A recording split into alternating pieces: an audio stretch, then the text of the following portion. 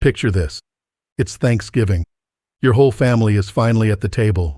Your son, your daughter-in-law, the grandkids. You've been cooking for 2 days. You set the table the way your family always did. The good plates, the centerpiece, the whole thing. And then your son turns to his mother-in-law and says, "Mom, you have to try this. It's amazing. She taught me this recipe." Mom. He called her mom.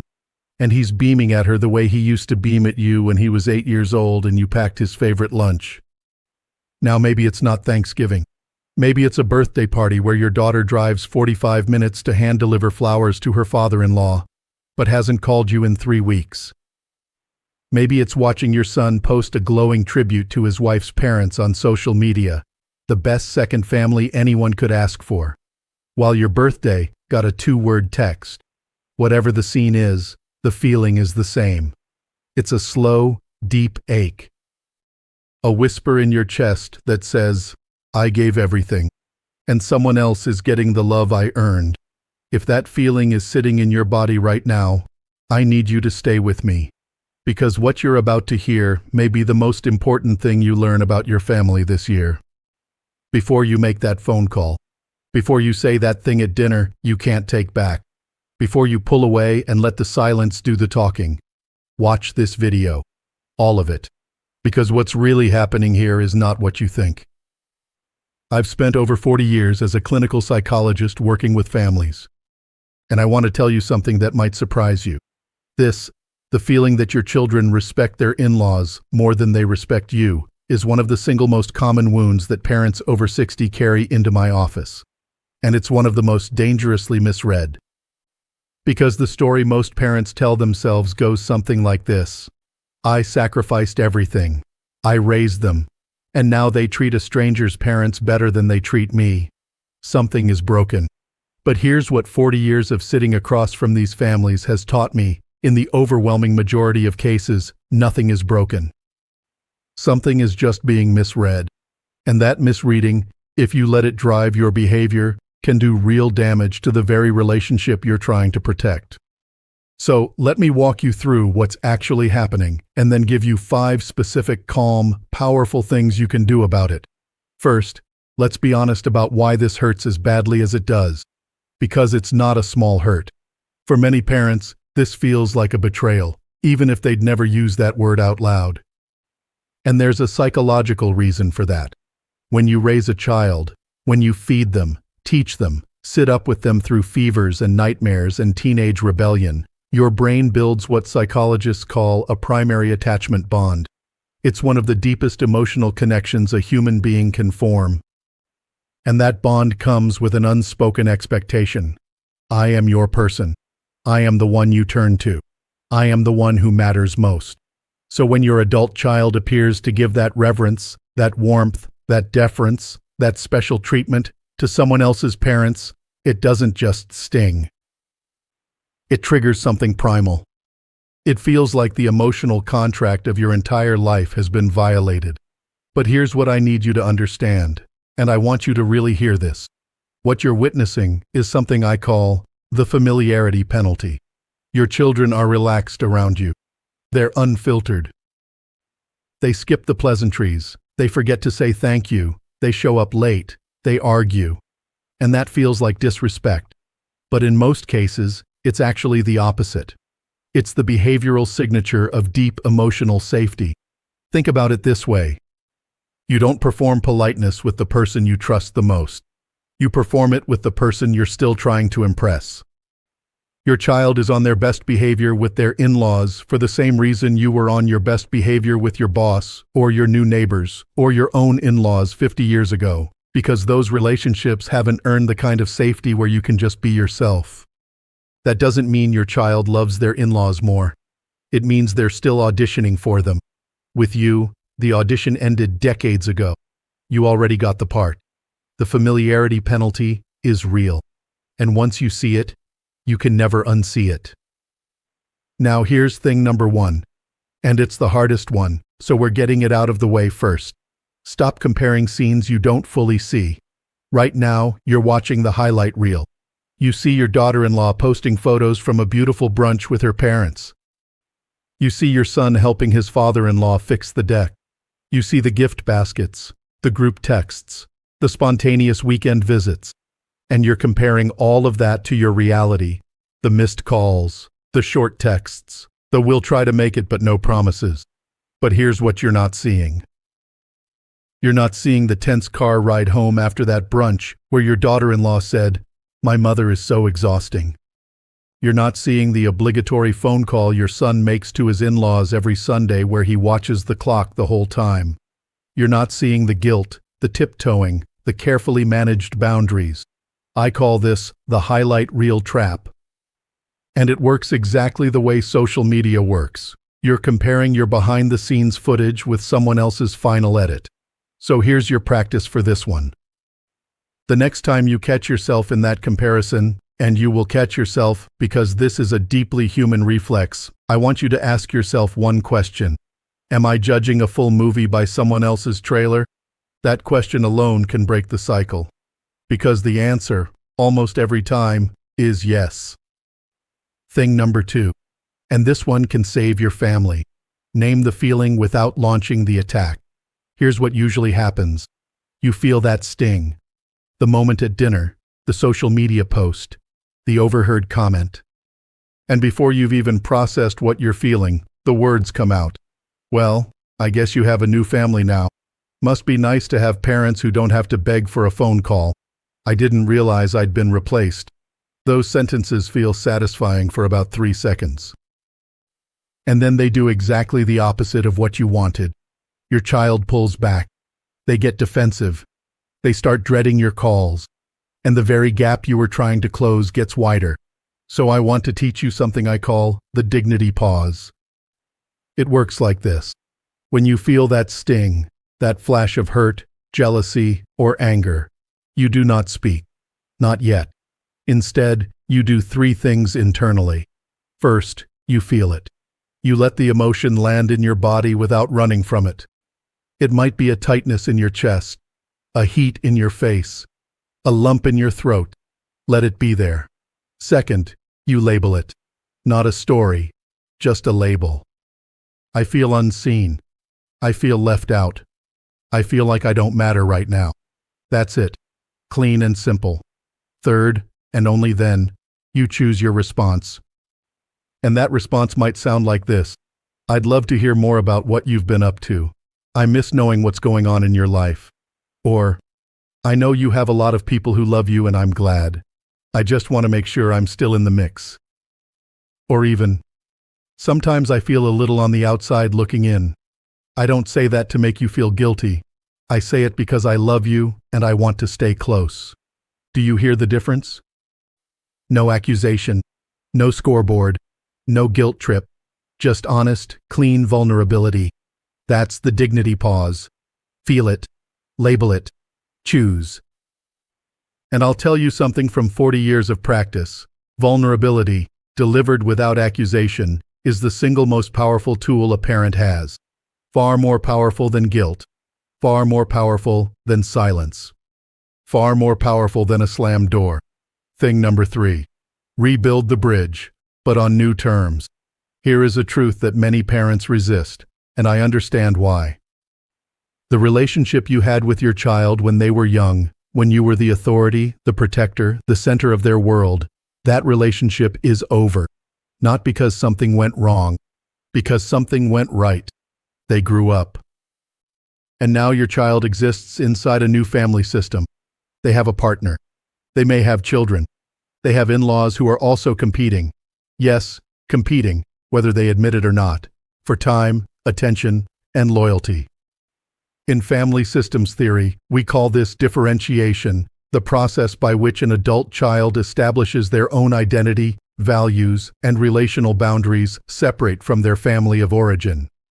It's healthy, it's necessary, and it can feel, from the parent's side, absolutely devastating. But here's the opportunity most parents miss. The old bridge is gone. You can't rebuild it. But you can build something I call the second bridge. The second bridge is the relationship you create after the original one transforms. It's not based on authority. It's based on mutual respect. It's not based on obligation. It's based on genuine enjoyment. What does that look like in practice?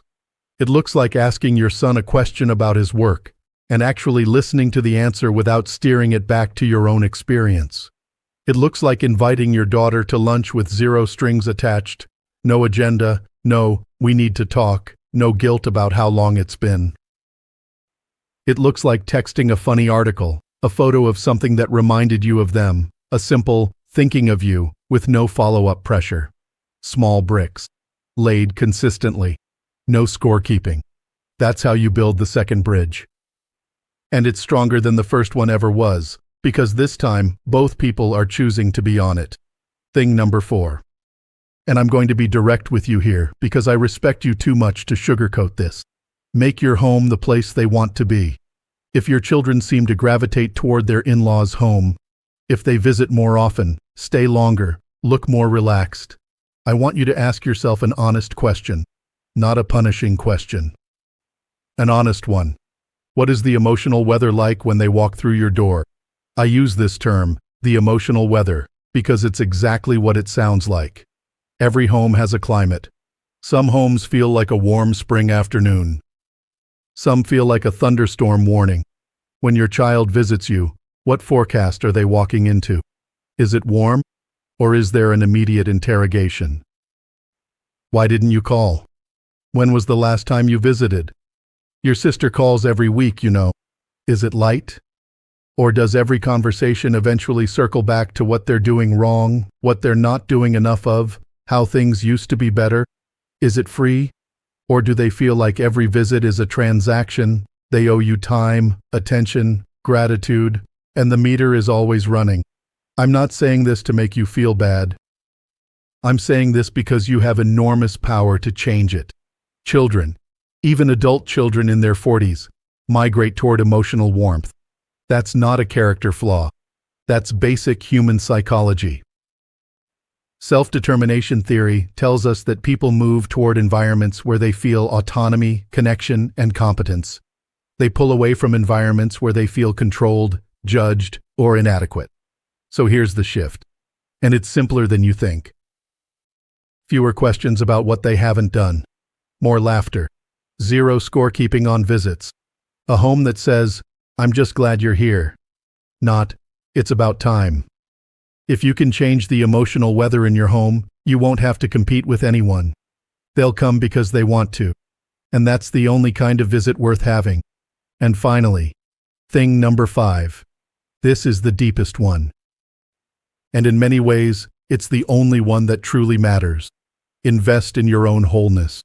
Here's what I've seen, again and again, in 40 years of practice. When a parent's entire sense of identity, their worth, their purpose, their emotional stability, depends on how their children treat them relative to other people, every single interaction becomes a test.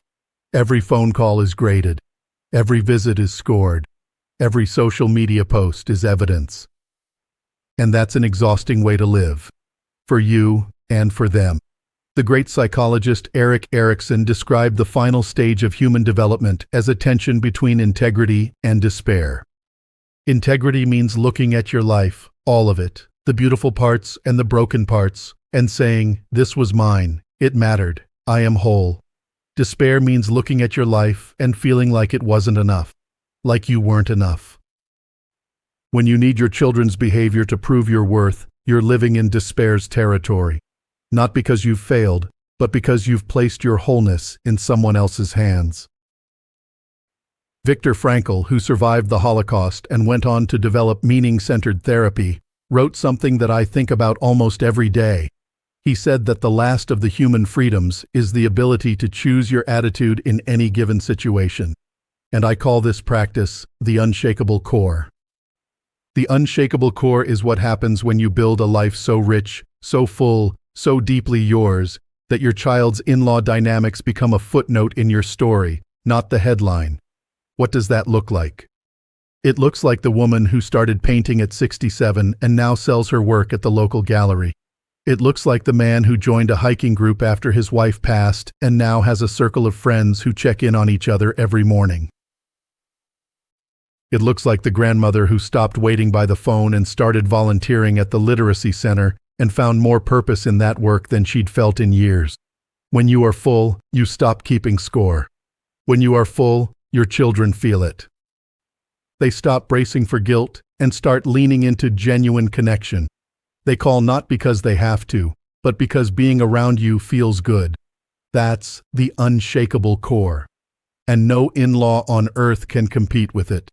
So let me bring this all together. You came into this video with a question, maybe even an accusation. Why do my kids respect their in-laws more than me? And now I want you to hold a different question, a better one. What if the way my children treat their in-laws is actually proof that I raised them well? Think about that. You raised a person who knows how to love widely, who can walk into someone else's family and make them feel valued, who can honor more than one set of parents, more than one home, more than one history. That's not a betrayal. That's a graduation. And here's the quiet paradox that sits at the center of all of this. The moment you stop chasing their respect is the moment it comes back. Children at any age can sense desperation, and they can sense peace. When you are desperate for their attention, they feel the weight of it. When you are at peace with yourself, they feel the freedom in it. And freedom is what draws people close. You didn't raise your children to perform loyalty. You raised them to love. And love, by its nature, expands. It includes in-laws. It includes new families. It includes people you've never met. That expansion is not your loss. It's your legacy. So if you're watching this right now and that old ache is still sitting in your chest, I want you to hear me say this clearly. You are not being replaced. You are the root of this family. The in-laws, the new traditions, the brunch photos, and the holiday visits, those are branches. And branches do beautiful things. They reach toward the sun. They bloom. They grow in directions you never planned. But they don't exist without the root. And roots don't compete with branches. Roots don't need applause. Roots don't need to be the prettiest part of the tree. Roots just need to be strong and steady and deeply, unapologetically there. That's you. If this video gave you something today, if it named a feeling you've been carrying alone, I want you to do two things. First, type, "I am the root" in the comments. I read every single one, and I want to hear from you. Second, share this with a friend who needs it. You know the one who's been quietly hurting over this same thing and hasn't said a word. And if you haven't already, subscribe to Strong Elderly Life and turn on notifications. Every week we're here, talking about the things that matter most in this season of life. Not with platitudes, with truth. I'll see you in the next one. Stay strong.